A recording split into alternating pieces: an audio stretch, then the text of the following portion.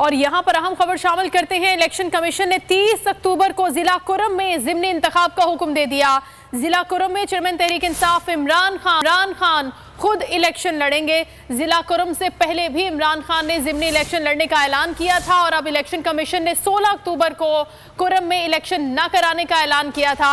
अब जिला कुरम में चेयरमैन तहरीक इंसाफ इमरान खान खुद इलेक्शन लड़ेंगे। 30 अक्टूबर को ज़िमनी इंतखाब का हुक्म दे दिया गया है इलेक्शन कमीशन की जानिब से।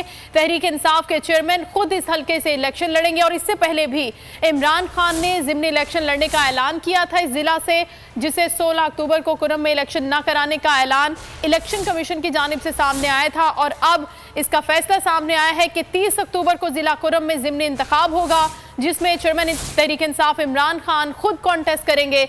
इससे पहले भी चेयरमैन तहरीक इंसाफ इमरान खान ने यहां से ज़िमनी इलेक्शन लड़ने का ऐलान किया था और इलेक्शन कमीशन ने 16 अक्टूबर को यहां पर इलेक्शन न कराने का ऐलान किया था। और अब यह अहम खबर सामने आ रही है कि 30 अक्टूबर को जिला कुरम में ज़िमनी इंतखाब होगा। जिला कुरम से चेयरमैन तहरीक इंसाफ इमरान खान खुद इलेक्शन लड़ेंगे। इससे पहले भी इमरान किया था इस हल्के से इलेक्शन लड़ने का कुरम के, और इसे मुलतवी किया गया था, इलेक्शन न कराने का ऐलान किया गया था इस हल्के से 16 अक्टूबर को। लेकिन अब ये फैसला आ गया है कि 30 अक्टूबर को इस जिले से इलेक्शन होगा, जिसमें चेयरमैन तहरीक इंसाफ इमरान खान खुद इलेक्शन लड़ेंगे।